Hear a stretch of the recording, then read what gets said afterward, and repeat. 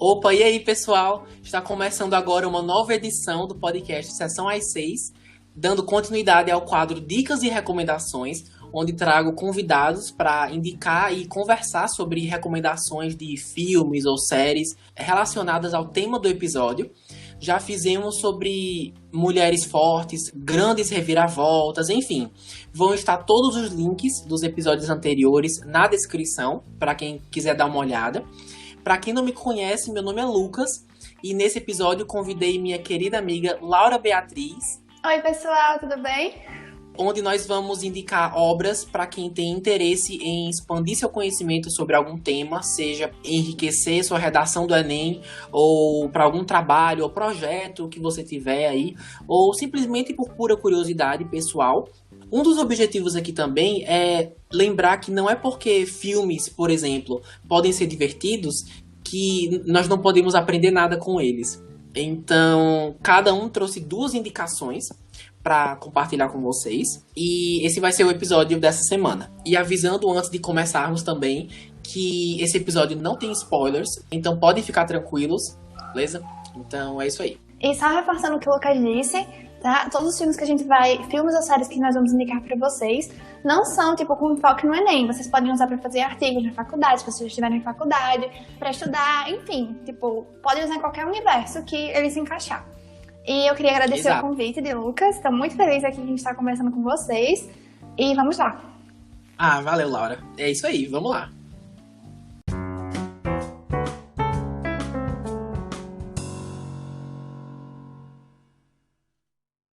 Bom, eu vou começar aqui. O primeiro longa que eu escolhi é bastante conhecido e fez muito sucesso nos cinemas. Tenho certeza que muitos de vocês já ouviram falar ou já assistiram.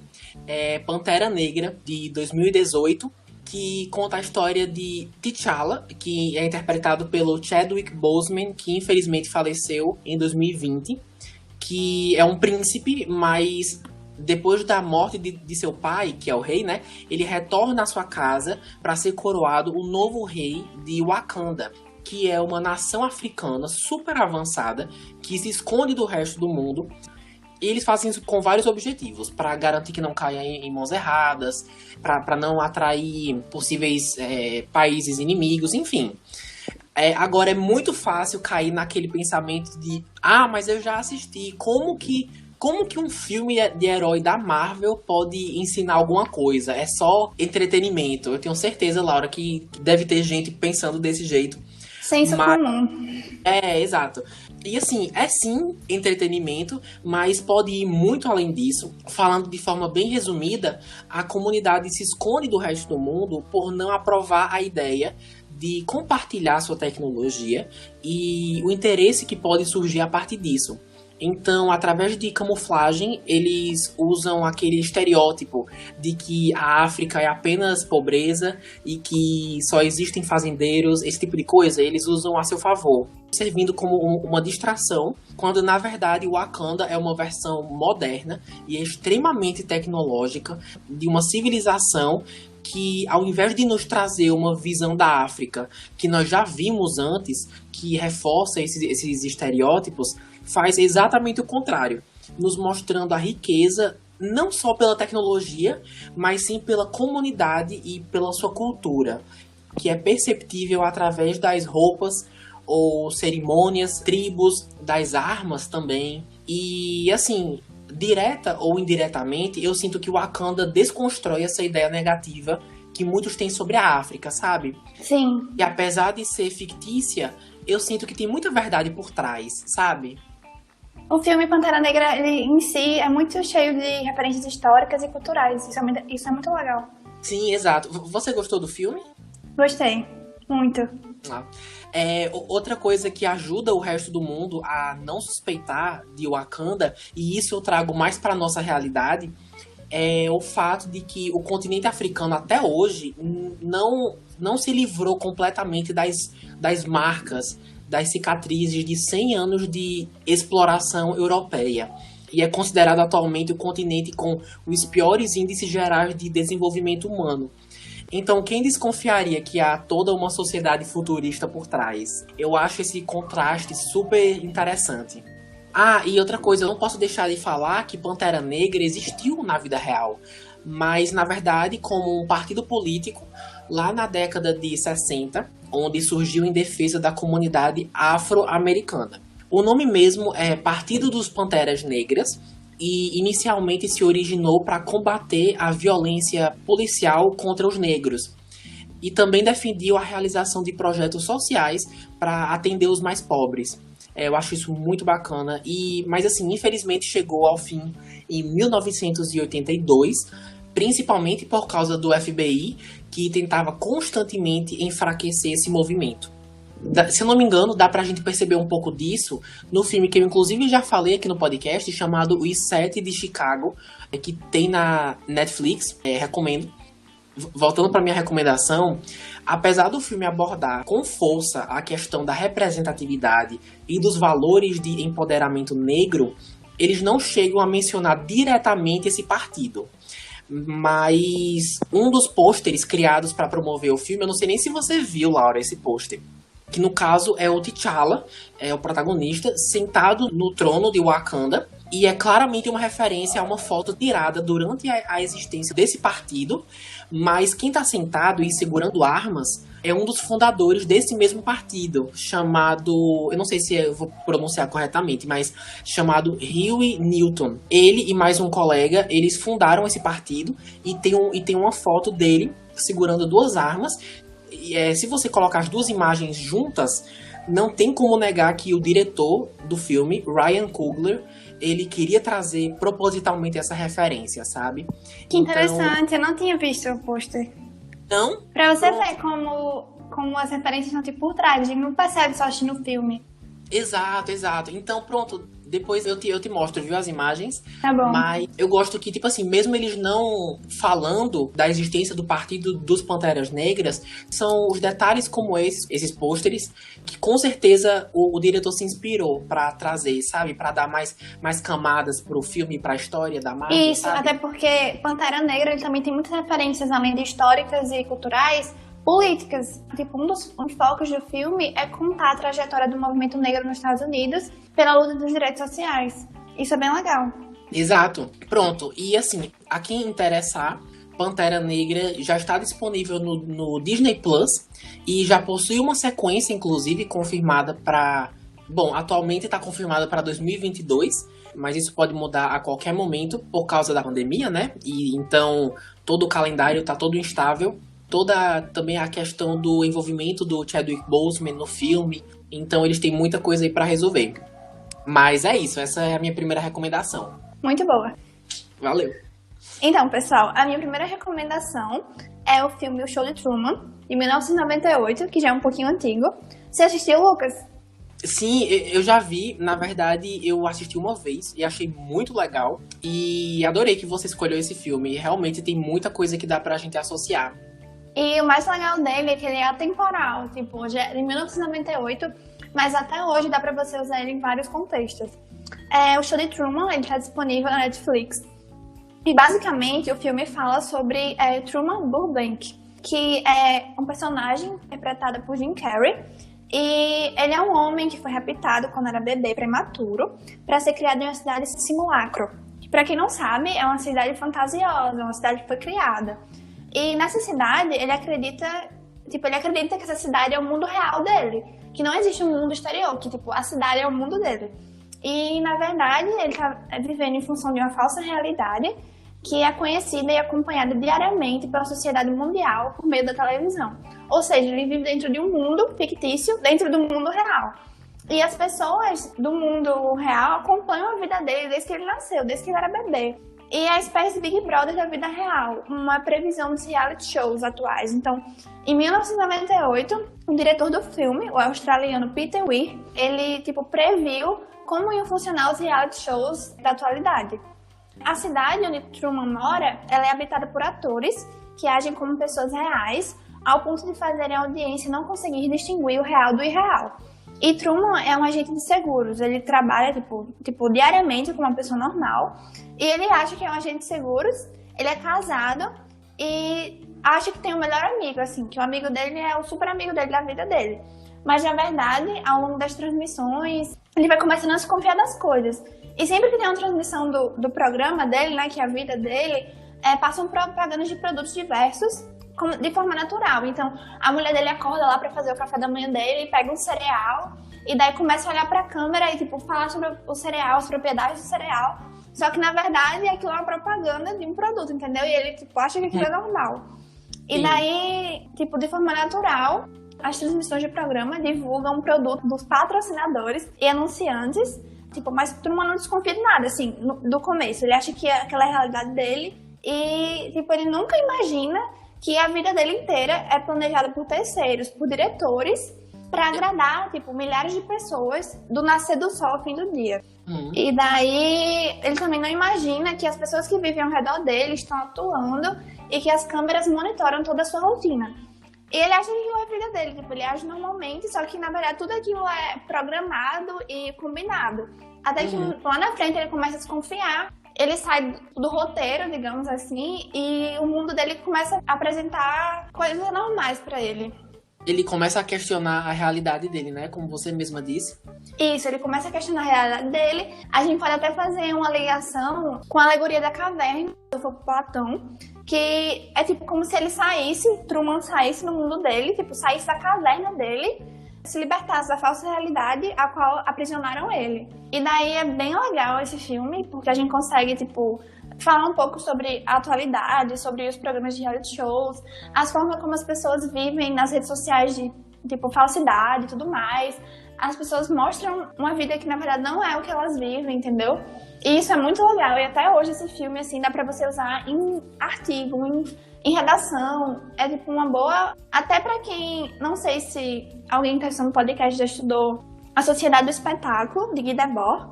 Também é uma boa referência. Uma teoria desenvolvida por Guy Debord, que fala que nós somos marionetes da mídia. E esse filme é, tipo, um exemplo muito bom disso. Adorei a sua recomendação. Eu adoro que esse filme, ele traz um questionamento até hoje, de tipo assim, até que ponto a vida de uma outra pessoa pode ser o nosso entretenimento, né? Isso.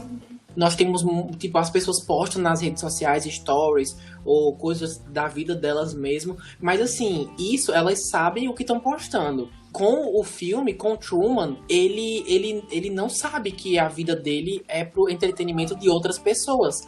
Isso que tá sendo exibida pra todo mundo. Aí eu queria saber, você acha que... Tipo assim, eu sei que existe o Big Brother e outros reality shows, mas você acha que algum dia vai existir uma coisa igual a esse filme, ao show de Truman, em que, tipo assim, o protagonista não sabe que a vida dele é uma mentira, literalmente? Eu não duvido, assim... Eu acho difícil hoje em dia porque as pessoas deveriam ter discernimento, tipo... Você deveria pedir pra alguém... Eu acho que as pessoas topariam viver isso, entendeu? Tipo, já adultas, as pessoas topariam viver isso. É assim, ó, eu acho meio absurdo, mas eu não duvido que isso exista, porque já conseguem manipular bebês no laboratório. Então, eu acho que não seria difícil manipularem um bebê no laboratório, criarem um bebê no laboratório e botarem ele dentro do mundo falso e a gente acompanhar o crescimento dele, entendeu? Eu acho... É muito absurdo, mas eu não acho impossível. No mundo politicamente correto que a gente tá vivendo hoje, eu acho que ia ter muito protesto, ia ter muita revolta. Eu acho Com certeza. Você tirar a liberdade de uma pessoa de viver no mundo real, eu acho que ia dar muita controvérsia isso. Pois é, 2 pesos e 2 medidas. Eu acho engraçado o ser humano. Ele não quer viver aquilo, mas ele acha bom ver quem tá passando por aquilo. E hoje em dia, a gente, tipo, com as redes sociais e tudo mais, as pessoas estão manifestando mais opinião. Isso mudou um pouco, entendeu? As pessoas se revoltam. Então, eu não acho impossível. Sim, mas entendo. eu acho que é um absurdo. Você acredita que mesmo o filme sendo da década de 90, você acha muito, tipo, válido e competente, né? Com o nosso mundo real. E, tipo assim, mesmo que o filme não tenha, naquela época, todos os avanços tecnológicos que tem hoje, ele se faz muito atual, né? Você concorda? Isso, com certeza. É como se, tipo, ele estivesse fazendo uma crítica a um mundo que ainda não existia 100%. Porque Exato. não tinha essa coisa, não era, tipo, reality show não era coisa, tipo, bombástica no passado, entendeu? E hoje em dia faz parte da nossa realidade. E a gente senta no sofá pra assistir alguém preso numa casa ou solto no meio da floresta e sente prazer naquilo, entendeu? Exato. Ver outra pessoa viver a vida dela, né? Isso. Realmente. Adorei sua recomendação, dando agora continuidade à minha segunda e última recomendação, que eu tenho certeza que muitos de vocês também devem conhecer, assim como o Pantera Negra, ou ao menos já ter ouvido falar. Se chama Black Mirror. Pra quem não conhece, é uma série da Netflix, que atualmente tem 5 temporadas. Você já assistiu, Laura? Alguns episódios eu já assisti. Certo. O seu foco, basicamente, é abordar o nosso convívio com as redes sociais ou com a tecnologia de forma futurista, mas ao mesmo tempo também realista. E eu acho muito interessante, porque todos os episódios trazem esse contraste de forma muito forte. Que apesar de ser uma coisa bem futurista, também ao mesmo tempo tá aqui já, tipo, já chegou, sabe? Já é a nossa vida. E normalmente isso é feito de um jeito que nos gere um impacto muito grande, seja pelo modo como a história é contada, ou simplesmente pela realidade em que o protagonista está. E assim, é uma série antológica, ou seja, cada temporada, no caso dessa série, cada episódio conta com uma história individual, eles são independentes entre si, não tem uma ordem para assistir, você pode ver na forma que quiser, sem compromisso. É por isso que a minha indicação vai especificamente para o episódio número 1 da terceira temporada. O nome é Queda Livre e fala sobre uma mulher que vive numa realidade em que basicamente a sua vida, ou seja, o conforto que você tem, o estilo que você leva, vai ser determinada pela pontuação que você tem na rede social deles lá, que não tem nome. E com base nos likes, ou seja, nas curtidas que você tem. Enfim, a protagonista, com o objetivo de elevar sua pontuação, aceita um convite para participar de um evento, mas as coisas acabam não saindo como planejado. Você já chegou a ver esse episódio, Laura? Já, inclusive foi o primeiro episódio que eu assisti da série e eu fiquei, tipo, abismadíssima, porque é, tipo, um retrato da nossa sociedade, total. Até a questão do Uber, das estrelinhas do Uber, tudo isso, eu fiquei, meu Deus, é o que a gente vive. Exato. Sim, e Laura, quando você falou que foi o primeiro episódio que você viu, aconteceu a mesma coisa comigo. Eu ia falar agora. Foi o primeiro episódio que eu vi da série, porque eu não sei se o mesmo aconteceu com você, mas quando lançou a terceira temporada, e eu nem sabia o que era Black Mirror, fiquei curioso e eu fui clicar. Aí quando eu cliquei, eu achava que eu tava começando a série, ou seja, começando da primeira temporada. Aí eu comecei a terceira temporada, e na época eu não sabia que os episódios eram separados. Então você se sentiu perdida. Não, assim, quando eu vi esse episódio, Queda Livre, e quando terminou eu falei, caramba, preciso ver o próximo episódio. Aí quando eu fui ver o segundo, eu fiquei, gente, o que tá acontecendo? Eu não tô entendendo. Aí só depois é que eu percebi que a história tinha acabado ali, e eu fiquei chateadíssimo, porque eu não ia mais ter uma continuação. Aí, assim, eu aprendi da pior forma possível que Black Mirror funciona com episódios separados. Sim. Mas isso aconteceu com você ou não? Aconteceu. Eu jurava, porque eu fiz um trabalho, e daí um grupo falou sobre Black Mirror. E daí eu fiquei, meu Deus, essa série parece ser legal. E eu achava que tinha continuação, era tipo sobre pessoas específicas, de um lugar específico. Daí quando eu vi que os episódios eram separados, eu fiquei, meu Deus, como assim? E eu achei legal também porque eu não precisei ficar presa a uma série. Na época eu não gostava de assistir série. E daí eu achei o máximo, porque eu podia assistir um episódio, depois assistir outro. Exato. E outro episódio que me marcou muito, eu não lembro qual a temporada, não lembro se é a terceira, mas é o episódio da Miley Cyrus também. Sim. Que também tem muito a ver com a nossa realidade, assim. Sim. Se eu não me engano, ela aparece na 5ª temporada, nessa última. Isso. Sim, como eu disse, foi o primeiro episódio que eu vi da série e eu achei o conceito, assim, sensacional.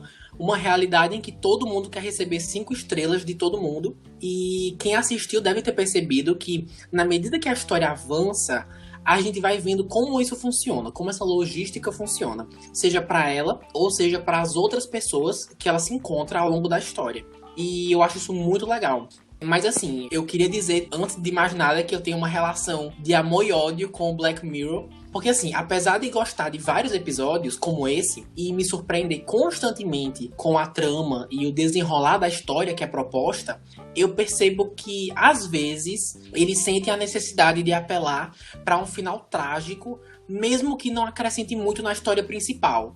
Eu não sei se eu vou conseguir explicar direito, mas é como se a preocupação fosse mais da reação do espectador com o fim e a sensação que ele vai ter quando termina, do que realmente criar uma conclusão coerente com o resto da história, sabe? Eu concordo com você, totalmente. Mas assim, reforçando, isso não é sempre, tá? Eu percebi isso mais nas primeiras temporadas do que nessas últimas, mas enfim. E sem contar com os diversos comentários feitos, como, por exemplo, a diferença de comportamento entre uma pessoa com a pontuação altíssima e outra com a pontuação lá embaixo, sabe? Eu não quero aprofundar demais para não dar spoiler, mas apesar de ser uma sociedade artificial, sempre que eu assisto esse episódio, eu torço pra protagonista. A gente percebe, pelo menos eu percebo, que ela só tá tentando viver seguindo as regras do mundo em que ela se encontra, sabe? Tipo que... Isso, ela tá tentando se enquadrar. Isso, que não é culpa dela ela ser do jeito que ela é. É assim que as pessoas são e ela é assim, sabe? Pra mim, o episódio lembra também essa questão das redes sociais e tal. Também não quero dar spoiler, mas lembra pra mim como se fosse uma sociedade de castas à base de pontuação na rede social. Exato. Quem assiste, ou quem vai assistir após esse podcast, é muito perceptível que o seu desenvolvimento, do início ao fim, até o fim, é muito notável, não é? Ela tem um arco, tipo, muito interessante, principalmente se a gente pegar ela do início e no final, sabe? É muito interessante mesmo. E assim, não só com esse episódio, mas com a série inteira, dá pra gente aprender muita coisa, principalmente indo mais pro lado da filosofia e sociologia. E sem contar que, dependendo, claro, de como você faça isso, pode ser um excelente apoio para uma redação. Assim como Laura falou que o show de Truman pode servir também, eu digo mesmo para Black Mirror. Pode servir, por exemplo, de base para aprofundar alguma ideia ou algum raciocínio que você tiver. Eu acho que eu mesmo já devo ter feito isso em alguma redação aí, alguns anos atrás. Mas, enfim. O episódio tem 1 hora de duração, então é basicamente um pequeno filme. Realmente parece um filme, principalmente porque, como eu disse antes, não precisa ver mais nenhum. A história não tem uma sequência, infelizmente, mas é um formato que até agora tem dado super certo para a Netflix e por causa disso também tem permitido que diferentes histórias sejam contadas. É isso, minha recomendação é essa. Eu gostei muito da sua recomendação. Acho que dá pra explorar muitas coisas com Black Mirror, porque, como você disse, os episódios são independentes. E daí você consegue, tipo, abordar vários assuntos. Em cada episódio tem um assunto.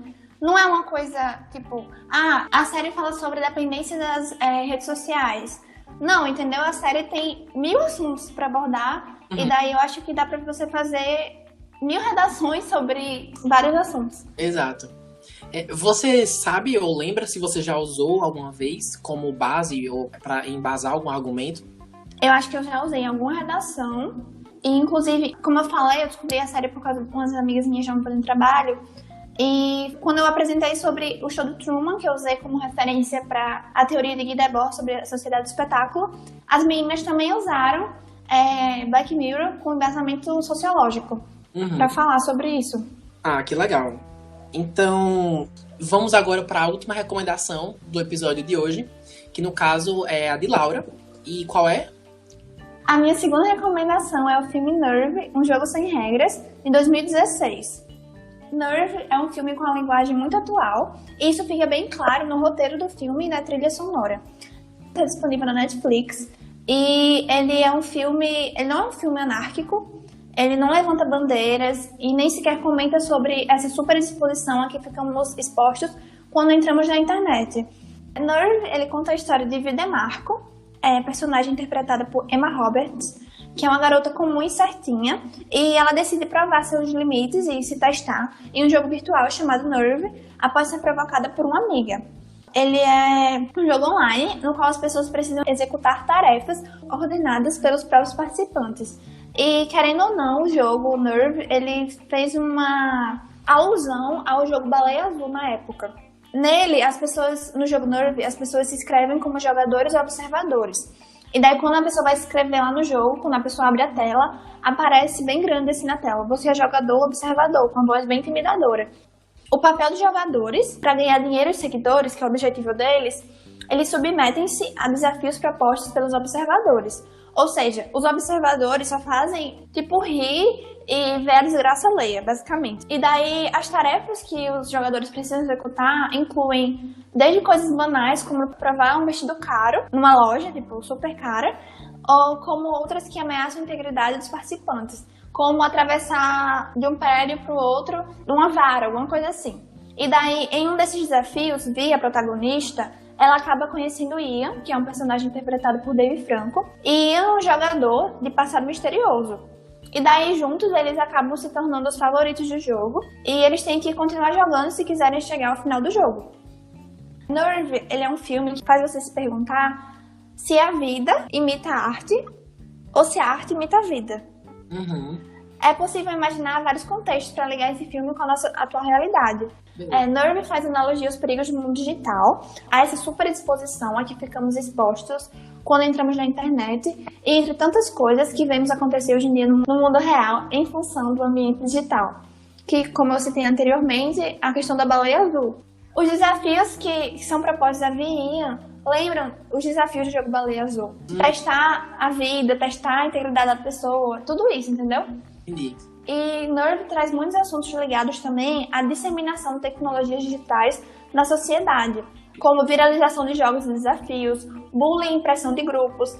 Isso porque na última década a internet tem ampliado o poder de conexão entre as pessoas e favorece todo esse cenário. Então, hoje em dia, um jovem que está lá no Japão consegue desafiar um jovem que está no Brasil, perfis falsos conseguem falar com criancinhas, tudo isso, entendeu? Então, Nerve aborda isso. E principalmente, Laura, também nesse período de pandemia, né, que a gente tá vivendo, tipo, a gente tá usando as tecnologias mais do que nunca, né? Então, tipo assim, se antes, quando o filme foi lançado, que eu acho que foi lançado em 2016... Isso, 2016. E naquela época, a gente já usava bastante as redes sociais, as mídias, para se comunicar com pessoas distantes. Imagina agora, né? Pois é, exatamente. E hoje em dia o contato físico, o contato olho a olho tá mais restrito. E tudo é com base na internet, basicamente.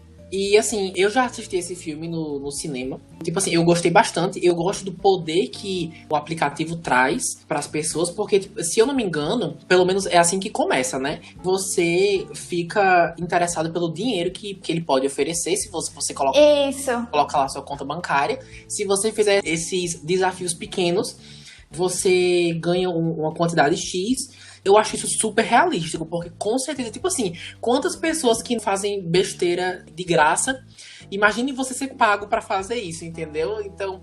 Tipo, exatamente. Esse é um dos enfoques do jogo, tipo, esse é o atrativo para os jogadores. Você ganhar dinheiro fácil, entendeu? Sim, é assim que começa, né? Isso. Não vou falar o que pra não dar spoiler, mas é assim que começa. Sim, sim. Como você mesma disse, esse aplicativo ganha o destaque com o tempo dos dois protagonistas, né? Isso. Assim, começa sendo aquela coisa normal de tipo, ganhar uma grana, mas, tipo assim, à medida que o tempo passa, as coisas vão ficando mais sérias, as consequências vão ficando mais realísticas, mesmo se tratando de um jogo virtual. E eu gosto que, mesmo apelando um pouco mais pro lado dramático e aquela coisa mais hollywoodiana, tem aquela pegada, cuidado com as redes sociais, viu? Sabe, eu gosto disso. Também. É bem parecida com Black Mirror nesse sentido, né? Aqui no caso da protagonista, ela começou usando o aplicativo porque ela foi desafiada por alguém ou alguma coisa. Ela queria provar algo pra alguém. Ela nem tinha vontade, direito de usar, mas as consequências que isso gera acabam sendo além do que todo mundo espera, né? E isso acaba desafiando não só ela, mas quem tá assistindo ela. Ela acaba virando entretenimento, que nem o show de Truman. Isso, exatamente. Tem as pessoas que observam e tem as pessoas que fazem os desafios, né? Como você disse. Então, quanto mais popular ela acaba ficando, mais um espetáculo ela vai sendo para o aplicativo e para os desenvolvedores desse aplicativo, né? Isso. Eu acho isso bem interessante, porque mesmo que seja às custas dela, alguém tá lucrando com isso, né? Com certeza. Que nem você falou que é legal porque o telespectador, tipo, sente o que ela tá sentindo, interage com ela. É bem legal. Tipo, toda vez que eu assisto esse filme, eu fico encantada, assim, porque faz você refletir sobre vários assuntos. Toda vez que eu assisto, eu tenho uma nova reflexão sobre a nossa realidade e tudo mais que a gente vive. E o efeito que o filme causa. Ele causa uma sensação de turbulência no telespectador. Ele causa ansiedade, medo e curiosidade pelo desfecho. Porque o espectador, ele cria uma conexão com os personagens, vivendo todos aqueles acontecimentos, quando os personagens estão enfrentando desafios. E daí o telespectador falta ar. Você fica, tipo, nervoso. Meu Deus, o que vai acontecer agora? Isso é muito legal. Sim. Só recomendação interessante, viu, Laura? Aqui você arrasou demais. Você também. Fazendo um gancho com o que você falou sobre a pessoa que desenvolveu o aplicativo lucrar com isso, o filme é como se o filme estivesse passando uma lição de moral pra gente sobre o nosso mundo, o mundo contemporâneo. Especialmente quando diz que as grandes empresas usam dados que disponibilizamos de forma voluntária e de forma gratuita na internet para, no mínimo, tentar nos vender algo. Então, eles usam as nossas informações e tudo mais para conseguir alguma coisa da gente, tipo, vender algo pra gente, de acordo com as nossas necessidades, com as nossas informações. No filme, isso é tão envolvente, a gente se envolve tanto com a narrativa do filme, que a gente acaba esquecendo em algum ponto que aquele filme está retratando a nossa realidade, o quão absurdo é a nossa realidade.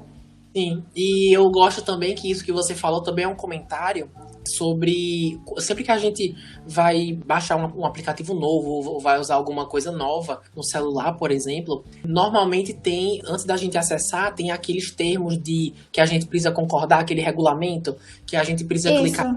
Eu aceito os termos tal, sabe? Acaba sendo um comentário sobre a pouquíssima atenção que as pessoas dão sobre isso, sobre esse regulamento, e como passa despercebido. Tipo, se não houverem, tipo, organizações ou uma fiscalização pesada em relação a isso, a pessoa pode estar concordando a várias coisas sem nem ter noção, não é?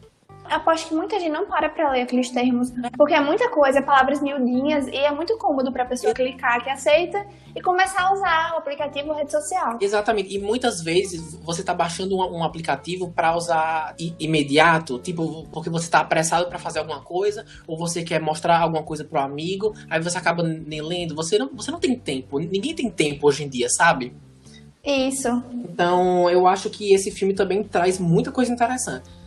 Mas só levantando essa questão dos observadores, dos jogadores, é legal falar sobre isso também, porque na vida real, quem usa as redes sociais, tem muita gente que cria perfil falso pra, tipo, ver a vida das outras pessoas.